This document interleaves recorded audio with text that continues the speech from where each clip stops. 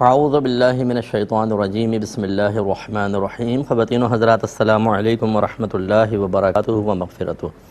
Programme احکام شریعت اور فقہ حنفی سے متعلقہ مسائل کے ساتھ ایک دفعہ پھر حاضر ہیں۔ ایک بہن نے کویسچن کیا کہ کیا ناپاکی کی حالت میں سر یا ہاتھ پر مہندی لگانا جائز ہے یا ہم پاک ہونے کے بعد لگائیں؟ دیکھیں، بالکل جائز ہے، اگرچہ اس کا رنگ باقی رہتا ہے، آپ دھو دیں گے اس کو لیکن رنگ باقی رہے گا، اور اس بالوں یا ہاتھ پر رنگ سے غسل جنابت کے اترنے نہ اترنے کا کوئی تعلق نہیں ہے، تو لہذا کوئی گھبراہٹ کی ضرورت نہیں ہے۔ آپ مہندی لگائیں، اس کے بعد اس کو جب غسل کریں اچھی طرح دھو دیں۔ جو نشانات رہ گئے ہیں وہ پانی کو کھال تک پہنچنے کی راہ میں چونکہ رکاوٹ نہیں ہے، لہذا غسل بالکل ٹھیک ہو جائے گا۔ انہوں نے کہا کہ کسی نے کہ نیل پالش کے ساتھ وضو کرنا جائز ہے یا اس کو ریموو کرنا ہوگا؟ دیکھیں، ریموو کرنا ہوگا، کیونکہ نیل پالش کی ایک مخصوص تہ بن جاتی ہے جو پانی کو کھال تک پہنچنے سے روک دیتی ہے، اور جسم پہ ہر ایسی چیز کہ جو پانی کو کھال تک پہنچنے سے روکے، وضو نہیں ہوگا یا غسل نہیں ہوگا۔ ہاں، جو پیشہ ور لوگ ہوتے ہیں جو اسی قسم کے کوئی کام کر رہے ہوتے ہیں کہ تھوڑا بہت ان کی کھال پر ایسی کوئی چیز رہ جاتی ہے تو وہ معاف ہے۔ جیسے یہ مچھیرے ہوتے ہیں، یہ مچھلی کو صاف کرتے ہیں تو مچھلی کا چھلکا بعض وقت چپک گیا، فرض کر لیں ہاتھ پہ، یہ یوں ہاتھ رکھا تھا لگ گیا، ان کو ذہن میں نہیں رہا، وضو کر لیا، نماز پڑھی، بعد میں دیکھا وہ تو چپکا ہوا تھا اور نیچے پانی نہیں پہنچائے، معاف ہوگا۔ ایسی کوئی آٹا گوندنے والا ہے جسے تندور پر روٹیاں ڈالتے ہیں تو ان کے ناخنوں کے اس میں فرض کر لیں کہ آٹا رہ گیا، دھونے کے باوجود توجہ نہیں رہی، تو یہ بھی معاف ہوگا۔ ایسی سیاہی سے کوئی جیسے لکھتے ہیں، یہ کاتب وغیرہ ہوتے ہیں تو وہ سیاہی کہیں لگی رہ گئی، معاف ہوگی۔ لیکن نیل پالش میں کوئی ایسا شرعی عذر نہیں ہے، تو زینت کا سامان ہے، لہٰذا اس کو ہٹانا ہی ہوگا۔ یہ کہتے ہیں کہ یہ خاتون ہیں، یہ کہتی ہیں کسی نے مجھے بتایا کہ جب ہسبینڈ کے ساتھ جسمانی تعلق قائم ہو تو اس ناپاکی میں کوئی مسئلہ نہیں ہوتا، آپ اسی حالت میں فجر کی نماز پڑھ لیں، بعد میں غسل کر کے اور اس نماز کو دہرا لیجئے گا۔ تو کیا انہوں نے ٹھیک کہا؟ دیکھیں، بالکل غلط کہا۔ اس قسم کی خواتین جو غلط مسئلے بتائیں ان کے تو قریب بھی نہ پھٹکیں، کیونکہ غلط مسئلہ بتانا ویسے ہی گناہ کبیرہ ہے۔ نبی کریم صلی اللہ علیہ وسلم نے ارشاد فرمایا، جو بغیر علم کے فتویٰ دے وہ اس پر زمین و آسمان کے تمام فرشتے لعنت کرتے ہیں۔ تو ایک تو ان پہ لعنت، اور دوسرا غلط مسئلہ بتانا، ایسا کوئی مسئلہ نہیں ہے، پاکی تو شرط ہے نماز کے لیے۔ یہ فرض ہوتا ہے کہ اگر آپ غسل یعنی حالت جنابت میں ہیں تو غسل فجر سے پہلے کریں تاکہ آپ کو فجر کی نماز ملے۔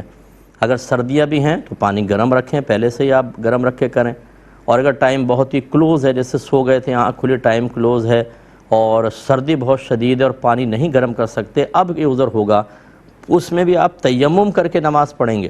یہ نہیں ہے کہ جی اس میں ناپاکی میں نماز پڑھ لیں، کوئی بات نہیں، بعد میں دہرا لیں۔ جس نے ایسا مسئلہ بتایا ان سب خواتین کو تجدید ایمان اور تجدید نکاح بھی کرنا ہوگا، کیونکہ جو نماز کو بغیر وضو بغیر غسل کے پڑھنے کی اجازت دے یہ تو بہت بڑا گناہ ہے، اور اس کی اجازت دینے کا مطلب اس کو حلال سمجھنا، اور یہ بہت ہی ایمان پر شدید ضرب لگ سکتی ہے، اس لیے ان کو توبہ کرنی ہوگی۔ اور میں سب دیکھنے والوں سے گزارش کرتا ہوں، ایک ہوتا ہے آپ نے ہم سے کوئی مسئلہ سنا، آگے کسی کو بتایا بھی ایسا بیان ہوا تھا، اور ایک ہے سائل آپ سے کویسچن کرے کہ میرا یہ مسئلہ ہے، جواب دیں، تو آپ یہ نہیں کر سکتے کہ آپ بغیر تصدیق کے اپنی معلومات کی روشنی میں ان کو کوئی جواب دیں، بڑی احتیاط کرنی ہوتی ہے، اس کا خیال رکھیے۔ ایک خاتون کہتی ہیں کہ میرے بال لمبے ہیں تو کیا ہر ناپاکی کے بعد انہیں پورا دھونا لازم ہوگا؟ جی ہاں، بالکل بہن، پورا دھونا لازم ہوگا، ایک ایک بال کو دھونا لازم ہوگا۔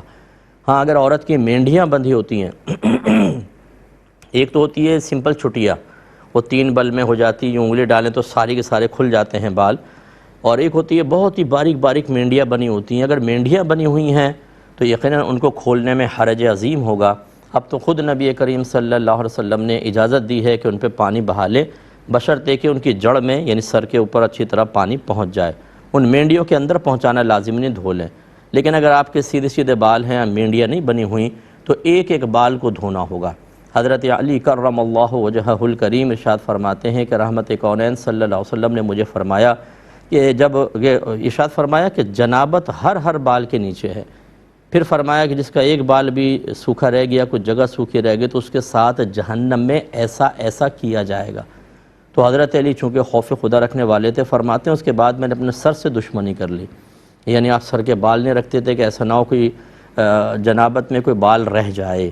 تو اس سے ذرا اندازہ کریں، اس لیے ہر جگہ رعایت نہیں مل سکتی، جہاں ہوتی ہے وہ ہم بتا دیتے ہیں۔ یہ کہتی ہیں کہ نفاس یعنی بچے کی پیدائش کے بعد جو بلیڈنگ ہوتی ہے اس میں عورت ناپاک ہوتی ہے، اس کے دنوں میں نمازیں جو رہ جاتی ہیں ان کی بعد میں قضا کرنی ہوگی یا معاف ہوتی ہیں؟ دیکھیں نمازیں معاف ہوتی ہیں، اگر روزے ہوتے تو ان کی قضا کرنی تھی۔ ایک انہوں نے کہا کہ کسی نے اس طرح کی کوئی ویڈیو شیئر کی، وہ مجھے بھی دے دی، کہ جس میں یہ کہا جا رہا تھا کہ گھر سے باہر جاتے ہوئے اللہ حافظ کہنا منع ہوتا ہے، بلکہ صرف سلام، جب آؤ یا جاؤ تو سلام کر کے آؤ، سلام کر کے جاؤ۔ جبکہ وہ خاتون کہتی ہیں کہ ہمارے گھر میں طریقہ یہ ہے کہ آنے پر سلام کرتے ہیں اور جانے پر خدا حافظ یا اللہ حافظ کہا جاتا ہے۔ دیکھیں سنت تو یہی ہے کہ جب آپ ملیں تب بھی سلام کریں اور جب جانے لگیں تب بھی سلام کریں، یہی سنت کریمہ ہے۔ لیکن اس کے ساتھ اگر کوئی اللہ حافظ بھی کہہ دے، خدا حافظ بھی کہہ دے تو کوئی